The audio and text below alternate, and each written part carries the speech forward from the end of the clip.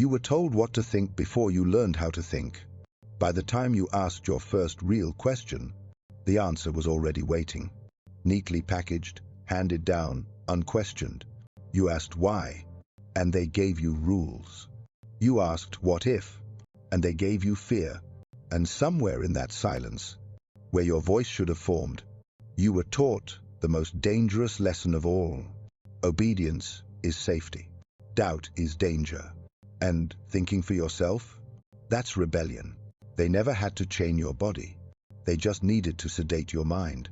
And it worked. You learned how to nod, how to please, how to avoid confrontation. By staying within the acceptable range of thought, you became what they call a good man, which meant predictable, manageable, silent. But deep down, you felt the itch, that quiet unrest, that whisper in your gut saying, "This isn't me." But no one told you how to listen to that voice. Because that voice, the one that questions, resists, and awakens, is dangerous to systems built on comfort and control.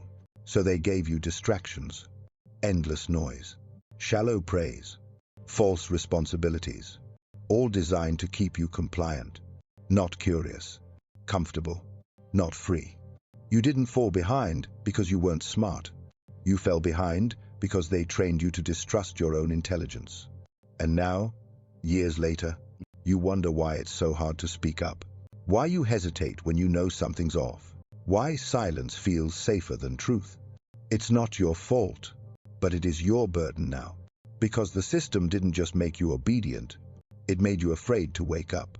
And the longer you stay asleep, the more you blend in. But blending in, that's the slowest form of self-erasure. And that's the wound no one talks about. They didn't just strip your power, they made you believe you never had any. Mirror question.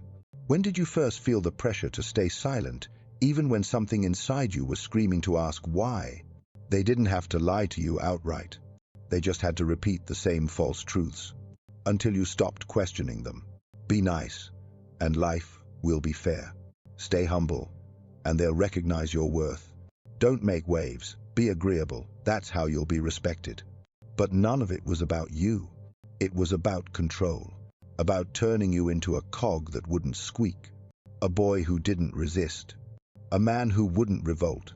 You were told, kindness is king, self-sacrifice is noble, forgiveness is a virtue, but they never told you the dark side. That when you're too kind, they'll walk on you. That when you give too much, they'll take more. That when you always forgive, they'll stop fearing consequence. You weren't taught morality. You were programmed for compliance. Because a man who questions is dangerous. A man who asserts is difficult. A man who thinks for himself cannot be herded. So they softened you, turned your edge into shame, taught you to mistake politeness for integrity. And worst of all, they made you afraid of your own anger. Not the destructive kind, but the righteous kind. The kind of anger that says, "This is wrong. I won't tolerate it." They called that toxic. They labeled it aggressive. Because if you lose your fire, you won't burn down the lies they built around you. And make no mistake, this wasn't by accident. The more emotionally obedient you became, the easier it was to make you useful and disposable. They didn't want your power. They wanted your obedience wrapped in the illusion of moral superiority. And it worked. Because when you tried to push back, when something inside screamed, "This isn't right," you gaslit yourself. You thought, maybe I'm the problem. Maybe I'm too sensitive, too intense, too much. But you were never too much. You were just awake, in a world that demanded your sleep. This is how systems maintain themselves. Not by force, but by convincing you that servitude is virtue, that to suffer silently is spiritual, that to be small is good. They taught you to be a tool, not a man. But a tool is only valuable when it's useful. And once it's no longer useful, it's replaced. A man stands, even when it's not approved, even when it's not applauded, even when it's misunderstood. Because a real man's worth is not measured by how quietly he fits in, but by how boldly he refuses to. Mirror question. What belief have you carried that kept you quiet, soft, and easy to control even when you knew it was killing your fire? In every room, the one who feels less has more power. This isn't cynicism. It's emotional economics. In relationships, in offices, in society, the one who needs less controls more. Because the moment they made you need approval, they owned you. And they did it early. They linked your self-worth to validation, your masculinity to acceptance, your safety to agreement. And so you performed, not for joy, but for permission to exist. But here's the rule they never told you. Emotion, like currency, only has value when it's rare. If you give it away freely, it becomes background noise. If you offer your thoughts without boundaries, they're ignored. If you explain yourself constantly, they stop listening. That's not because you lack value, but because they were taught that anything too accessible must not be worth much. And you were made too accessible, emotionally open, always available, never withholding, because they told you. Being open is strength. Being vulnerable is noble.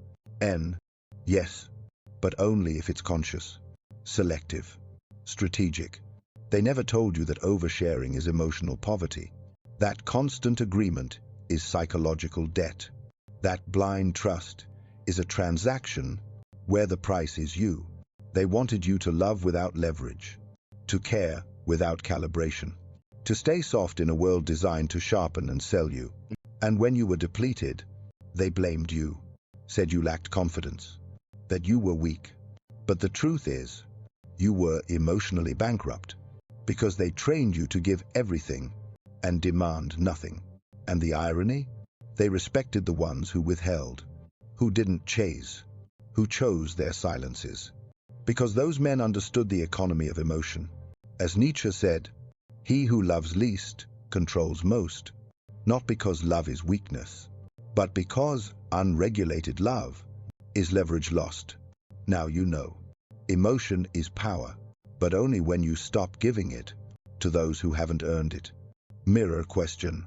Where in life have you traded your emotional wealth for crumbs of approval? You kept showing up. You were kind, reliable, reasonable. You did everything right. And yet, you were overlooked, talked over, used. You weren't the man she chased. You weren't the one they listened to in the room. You weren't the one they respected. You were safe, which means forgettable. That's the collapse of the nice guy. Not because he lacked goodness, but because he lacked gravity. You thought consistency would earn loyalty, that compliance would bring connection, that being agreeable made you strong. But all it made you was predictable. And predictability kills polarity. In relationships, in friendships, in life. They knew you'd say yes. They knew you'd stay. They knew you wouldn't fight back. And so, they stopped seeing you. Nice guy equals invisible man, not because people are evil, but because humans are wired to respond to contrast, to tension, to the unknown. And you became known. Simple, easy, harmless. But here's the truth they never warned you about. Harmless men are not respected. They're tolerated until they're replaced. And when you finally burned out, when you realized your effort was unreciprocated, your silence unappreciated, your care unnoticed, you didn't rage. You imploded. Because that's what the nice guy was trained to do. Bury his anger. Smile through disappointment. Be grateful for scraps. You broke down quietly. The world didn't even blink. Because no one hears a man who was never loud to begin with. This is the hidden cruelty. You were never respected because you never required it. You asked for connection. They gave you convenience. You offered presence. They took advantage of proximity. You gave your soul, and they didn't even read it. And when you finally pulled back, they called you cold, changed, difficult, number. You didn't change. You just stopped playing the role. You stopped being a placeholder. in a script that was never yours. You finally asked, "What does it cost me to keep being this agreeable?" And the answer was brutal. Everything. Mirror question. Who stopped valuing you the moment you became too easy to predict? Something breaks. But this time, it doesn't shatter you. It clears you. You stop talking, not out of defeat, but out of clarity. You stop explaining, not because they finally understand, but because you realize they were never listening to begin with. This is the shift, the Stoic shift. Not a performance, not a tactic, but a silent rebellion of the soul. You no longer scream for respect. You embody it. You no longer beg to be seen. You see yourself. And when that happens, something strange follows. You start losing people.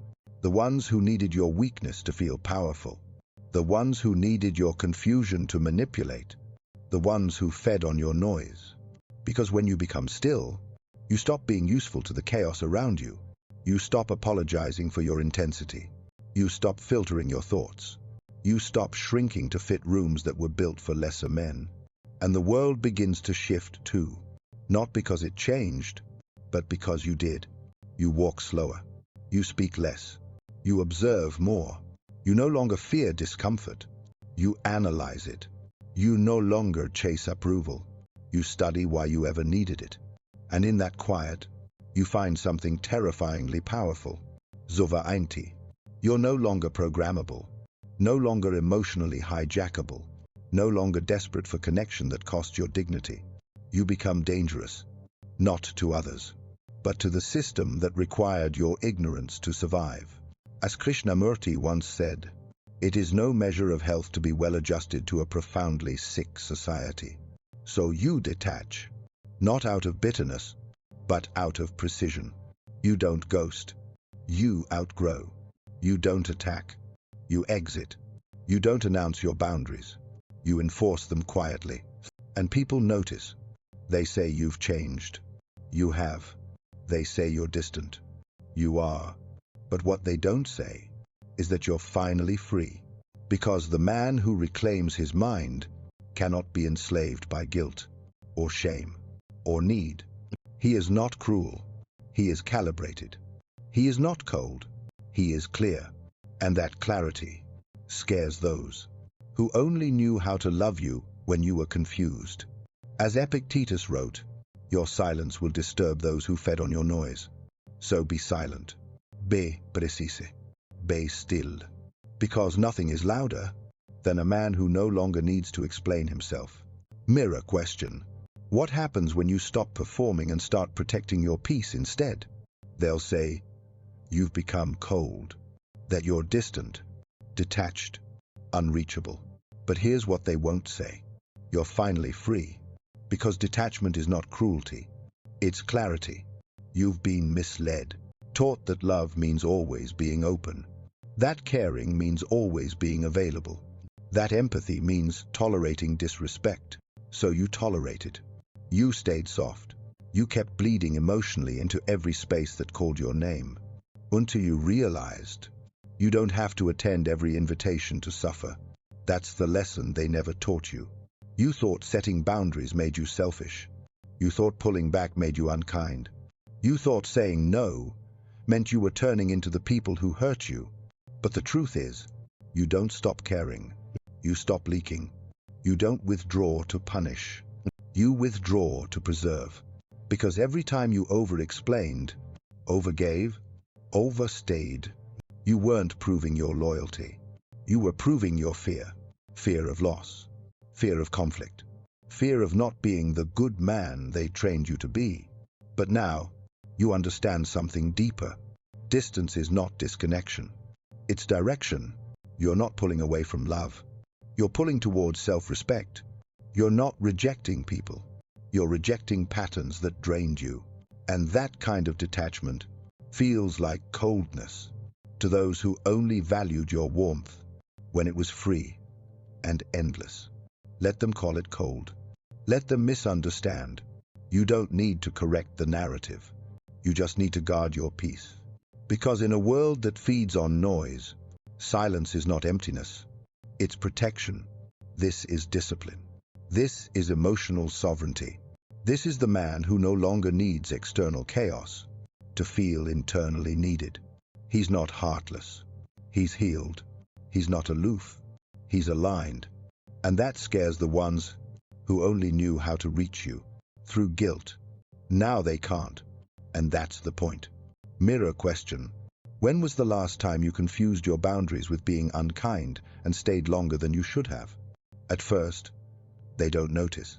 They just think you're busy, that it's just a phase, that eventually you'll come back, because that's what you always did. You forgave too fast, returned too soon, explained too much. You were predictable, but now you're not. You didn't announce your absence. You just left the spaces that never respected your presence. You didn't yell. You didn't punish. You simply disappeared. And that's when it hits them. Not when you argued, but when you stopped responding. Not when you cried, but when you went silent. Because silence isn't just the absence of sound, it's the presence of power. And for those who fed off your availability, your sudden distance is terrifying. They panic, not because they miss you, but because they can no longer control you, because your silence says what your words never could. I see what you did, and I've chosen me instead. This is the consequence of coldness. Not vengeance, but value. Not cruelty, but calibration. You stopped being a faucet. Now you're a mirror. And what they see is uncomfortably. Because your new energy demands reflection. It forces accountability. And many would rather call you cold than face their own warmth that was never real to begin with. And here's the bitter truth. Your absence will haunt them more than your presence ever moved them. Because they didn't expect you to have a breaking point. They didn't believe you'd ever stop trying. They mistook your loyalty for permanence. But permanence was a privilege, and they lost it. Now, you walk differently, speak less, smile slower. Not because you're broken, but because you've been rebuilt. And the rebuilt man doesn't offer himself to chaos. He doesn't return to comfort. He doesn't soften to fit. He moves with selective exposure, intentional connection, guarded fire. They won't say it out loud, but they feel it. The gravity, the absence, the unspoken message. You don't get access just because you're used to having it. And that shakes their world. Mirror question. Who only started valuing your presence after you made your absence permanent? There's a moment when you stop needing to be understood. You no longer explain your silence, no longer justify your withdrawal, no longer feel guilty for growing, because you realize understanding is not the point. Freedom is. For too long, you played translator, turning your pain into digestible words, diluting your power so it wouldn't offend, softening your truth just to be accepted. But every time you did that, you betrayed yourself. You shrank your intensity. You rounded your edges. You smiled when you were tired. You nodded when you disagreed. All in the name of harmony. All in the hope that if they just understood you, they'd finally respect you. But they didn't. Because people don't respect what they understand. They respect what they can't control. And that's the shift. You no longer perform. You no longer chase clarity from people who fear complexity. You no longer seek safety in systems built on suppression. You walk away. Not to be mysterious, but to be whole. You don't need to be decoded. You don't need to be defended. You just need to be undisturbed. This is the man who no longer begs for peace. He creates it. He doesn't raise his voice. He raises his standards. He doesn't seek to change others. He seeks to remain unchanged in a world addicted to conformity. And that is power. The truly powerful man is not the loudest in the room. He's the one who can leave the room without explaining why. Because silence is not emptiness. It is integrity. Because distance is not indifference. It is discipline. Because not being understood is the price of being real. So now you stand alone, but you are not lonely. You are sovereign. And in a world that profits from obedient men, you become dangerous the moment you stop needing to be liked. Let them misunderstand. Let them call you distant. Let them rewrite your story. You won't stop them, because you don't need to. You're finally living one they'll never be able to touch. Mirror question. What would happen if you stopped asking to be understood and chose to simply be?